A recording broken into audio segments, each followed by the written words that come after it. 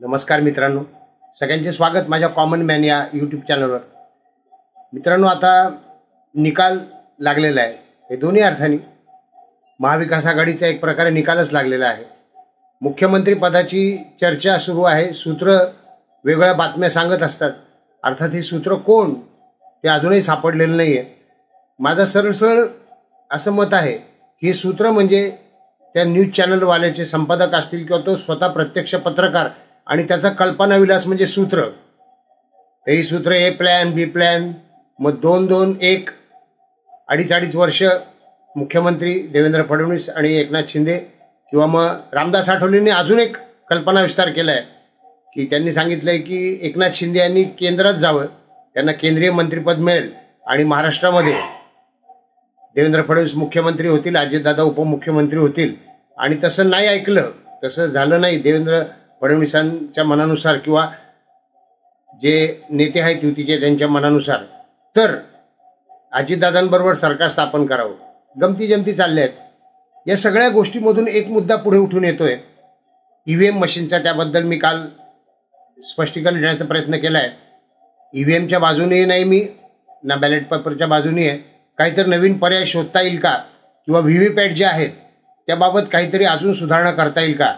सर्वच व्हीव्हीपॅट मतदान ते जे ईव्हीएम मशीन आहे त्याच्याशी पडताळता येतील का. अर्थात हा प्रश्न तज्ज्ञांचा आहे, सुप्रीम कोर्टाचा आहे. सुप्रीम कोर्टाने कालच याचिका फेटाळलेली आहे. आजच्या व्हिडिओचा मुख्य मुद्दा आहे, तो मुख्य मुद्दा वंचित बहुजन आघाडीला पोखरण्याचं काम कोणी केलं. होय, पोखरण्याचं म्हणतो मी. तुम्हाला वाळी माहिती असेल ती कशी झाडाला पोखरते, आतून पोखरते. त्या पद्धतीने खरोखर पोखरलं गेलं आहे काय.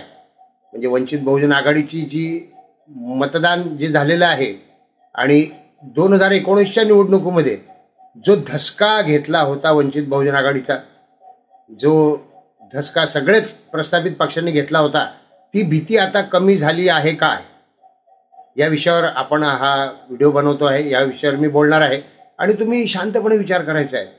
आपण अगदी स्वातंत्र्यापासूनच्या इतिहासात जर थोडंफार डोकावलं तर लक्षात येईल की भारतरत्न डॉक्टर बाबासाहेब आंबेडकर यांना घटनेचे शिल्पकार म्हटलं जातं. मात्र भारतरत्न हा पुरस्कार काँग्रेसने अनेक वर्षे दिला नाही आणि तो भारतीय जनता पार्टीच्या कालावधीत देण्यात आला. एक मुद्दा आहे. दुसरा मुद्दा, बाबासाहेब आंबेडकरांना देखील निवडणुकीत 2 वेळा पाडण्यात आलेलं आहे आणि काँग्रेसकडूनच ती घटना घडली आहे. मग नंतर बाबासाहेब आंबेडकरांनी दिलेला राजीनामा कायदे मंत्रिपदाचा, तो देखील वादामध्ये आहे आणि त्याचे कारण जी आहेत ती कारणं त्यांनी दिलेल्या राजीनामाचं ते जी प्रत ती सापडत नाहीये. म्हणजे काँग्रेसच्या सरकारातच ती गहाळ झालेली आहे. या सगळ्या गोष्टीचा विचार करता लक्षात येतं की काँग्रेसने खूप आधी ओळखलेलं आहे. डॉक्टर बाबासाहेब आंबेडकर यांची प्रज्ञा, त्यांचं ज्ञान, त्यांची बुद्धिमत्ता आणि त्यांचा स्वाभिमान, त्यांचा निस्वार्थीपणा, त्यांची आपल्या समाजाबद्दल असलेली, मागासवर्गीयांबद्दल असलेली किंवा जे वंचित आहेत त्यांच्याबद्दलची कळकळ ही खूप आधी ओळखली होती आणि म्हणूनच त्यांना पुढे येऊ दिलेलं नाही, असं माझं स्पष्ट मत आहे. आणि तीच घटना आता प्रकाश आंबेडकर यांच्या बाबतीत घडते आहे की काय. होय, माझं ठाम मत आहे की घडते आहे आणि वंचितला पद्धतशीरपणे संपवण्याचा हा प्लॅन होतोय प्रस्थापितांकडून. मी जरी काँग्रेसचं नाव घेतलं असलं तरी त्यात सगळेच प्रस्थापित पक्ष येऊ शकतात. कारण लोकसभेच्या निवडणुकीमध्ये प्रकाश आंबेडकर यांच्याशी कशी खेळी खेळण्यात आली ते आपण बघितलेलं आहे.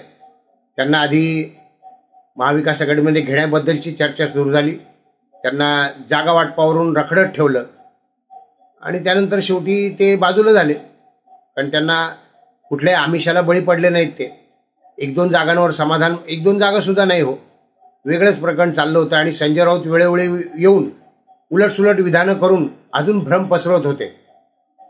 त्यामुळे जे काही घडलं आहे विधानसभेमध्ये ते लोकसभेमध्ये ते आपण बघितलंय आणि त्यांचा मताचा टक्का प्रचंड घसरला. जे 19च्या निवडणुकीमध्ये 60% आसपास मतं मिळाली होती, आता लोकसभेमध्ये 3-3.5% मतं उरली. यावेळी विधानसभेत तर कामगिरी अजूनच खाली घसरली आहे, असं एकंदरीत मतदानावर लक्षात येत आहे. तर हे पोखरण्याचं काम कोण करतंय तुम्हाला माहिती आहे की मनोज गरबाडे यांचा एक व्हिडिओ बघितला असेल तुम्ही, मी देखील त्याच्यावर व्हिडिओ बनवला होता. आणि त्यांनी निर्भय बनोच्या सभेमध्ये प्रश्न विचारले होते, त्यावरून बराच गोंधळ माजला होता. ॲडव्होकेट आसिम सरोदे, निर्भय बनोचे जे 3 कलाकार आहेत, एक निखिल वागळे, आसिम सरोदे आणि विश्वंभर चौधरी, हे प्रामुख्याने 3 कलाकार आहेत. आणि ते जागोजागी फिरून सभा घेत असतात.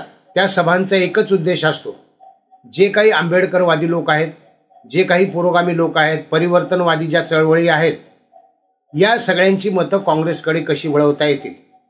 होय, या सगळ्यांची मतं काँग्रेसकडे कशी वळवता येतील आणि ती प्रकाश आंबेडकर यांच्याकडे जाऊ नये म्हणून ऑलरेडी भाजपची बी टीम असं जाहीर करून झालेलं आहे. आणि तो भ्रम पसरवण्यात आलेला आहे, ती नॅरेटिव्ह पसरवण्यात आली आहे. प्रकाश आंबेडकर यांच्या स्वाभिमानाला बी टीम म्हणणं म्हणजे ते कुठल्या आमिषाला बळी पडत नाहीत. त्यांनी स्पष्ट केलंय, मी जर भाजपवर गेलो तर सगळेच संपतील. आणि ते अतिशय खरं आहे. ते उघड देखील जाऊ शकतात भारतीय जनता पार्टीबरोबर.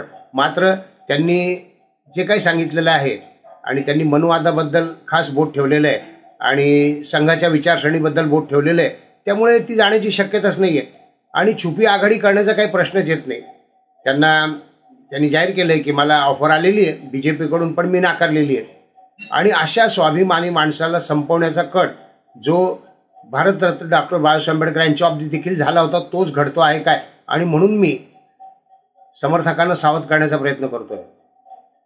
निर्भय बनोच्या सभांमध्ये मनोज गरबाडे यांनी जे काही प्रश्न विचारले होते, तसंच योगेंद्र यादव यांच्या सभेत देखील प्रश्न विचारले गेले अकोल्याला आणि तेथे देखील गोंधळ झाला. हा गोंधळ मुद्दाम केला जातो आहे काय असे प्रश्न विचारले जात आहेत. आणि त्यावरून गुंडागर्दी सुरू आहे, वंचितची असाही प्रचार करण्यात येतो आहे. तर हा सगळा एका षडयंत्राचा भाग आहे.